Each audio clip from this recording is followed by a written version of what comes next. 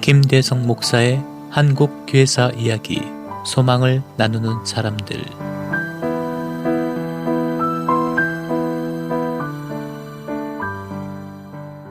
목요일에 만나는 5분 칼럼 한국 교회사 이야기, 오늘 그 21번째 시간입니다. 자전, 자립, 자치라는 제목으로 그 이야기를 이어가겠습니다. 2000년이 넘어서 지난 20년 동안 미국의 개신교회들은 많은 교인들이 교회를 떠나는 경험을 했습니다. 많게는 교회 규모가 40% 이상 줄었다는 통계도 볼 수 있습니다. 반대로 교회 다니지 않는 크리스찬들이 크게 증가하는 현상이 있었습니다. 교회 숫자가 많아도 자신과 시대에 맞는 교회는 귀하다는 의미입니다.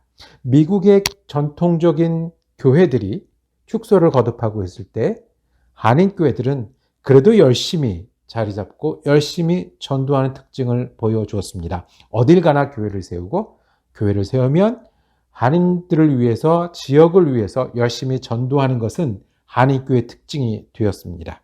이런 미국 교회와 다른 한인교회의 특징은 오랜 역사적 토양에서 나온 모습입니다.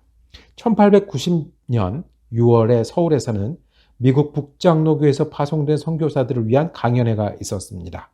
30년 넘게 중국에서 선교 활동을 했던 존 네비어스 선교사가 당시 한국에서 선교를 시작했던 10명 남짓되는 장로교 선교사들에게 선교 정책에 관한 2주간 동안 심도 있는 강연을 했습니다.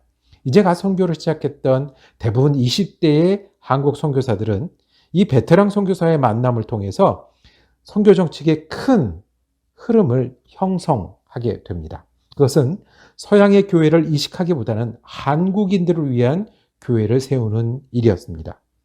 이 모임은 네비어스 정책이라고 불리우는 선교 원리를 그 결과로 남겼습니다.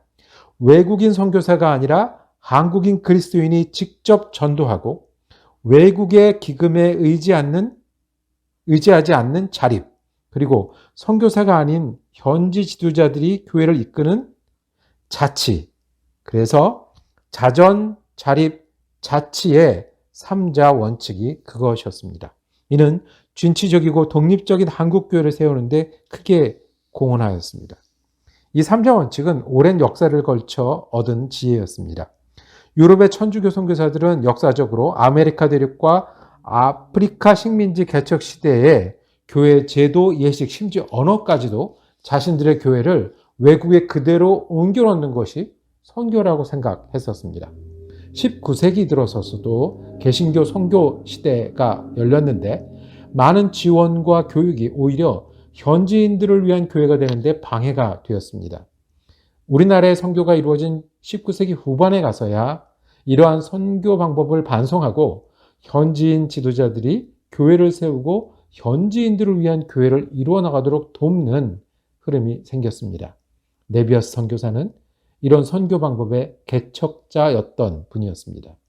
이 네비어스 정책은 한국교회가 서양교회 복제가 아니라 한국인과 한국 역사를 위한 교회가 되도록 하는 기본 원리가 되었습니다.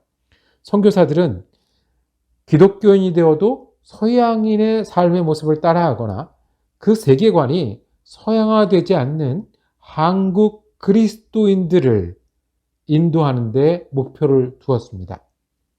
무엇보다 중요한 것은 시간이 더디게 걸리더라도 한국인 지도자들을 양성하고 그 지도자가 한국교회의 기틀을 마련하도록 했습니다.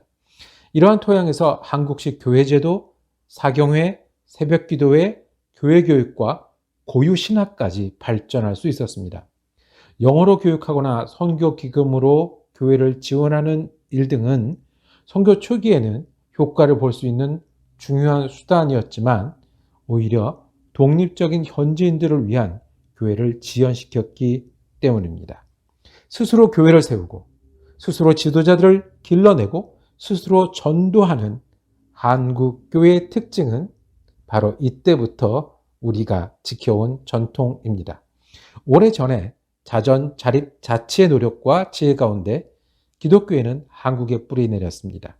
교회는 떠나지만 믿음을 가지기 원한다는 현대 젊은이들의 흐름 속에서 영혼과 시대적 사명을 끌어안는 그리스도의 교회의 본질을 다시 짚어봅니다. 교회는 지금 우리에게 희망을 주어야 하는 곳이니까요.